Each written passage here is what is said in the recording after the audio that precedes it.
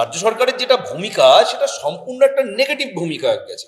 Actually এখানে একটা মমতা ব্যানার্জির হিউজ ইগো কাজ করছে। উনি রাজ্য সরকারি কর্মচারীদের অলরেডি সারমেয়দের সাথে তুলনা করেছেন। ওপেন মঞ্চে উনি বলেছেন যে ডিএ নিয়ে ঘেউ ঘেউ না করতে। তার নিজের, উনি যে গভর্নমেন্টটাকে হেড করেন, তিনি তার নিজের কর্মচারীদের সম্পর্কে তাদের যদি সারমেয় বলে অভিহিত করতে পারেন, তিনি তো স্বাভাবিকভাবেই তাদের ডিএ দেওয়ার ব্যাপারে তার কোনো আগ্রহ থাকবে না, কারণ তিনি তাদের দুঃখটা, তাদের যন্ত্রণাটা, তাদের বেদনাটা বোঝেন না। তা সুতরাং আমার ধারণা এই সরকার, অর্থাৎ সরকারের এই এই এই মানে সিন্ডিকেট কোম্পানির মালিক মমতা ব্যানার্জি, সরকার তো উনি চালান না, উনি একটা সিন্ডিকেট চালান, উনি একটা প্রাইভেট কালীঘাট প্রাইভেট লিমিটেড কোম্পানির মালকিন হয়ে বসে রয়েছেন। তা মনে হয় না সেই কালীঘাট প্রাইভেট সিন্ডিকেটের মালকিন এতটা সহৃদয়তা দেখাবে যে আদালতের নির্দেশ মেনে অন্তত ইন্টারিম রিলিফ ডিএটুকু দিয়ে দেওয়া। আমার মনে হয় না মমতা ব্যানার্জি এত ঔদার্য দেখাবেন।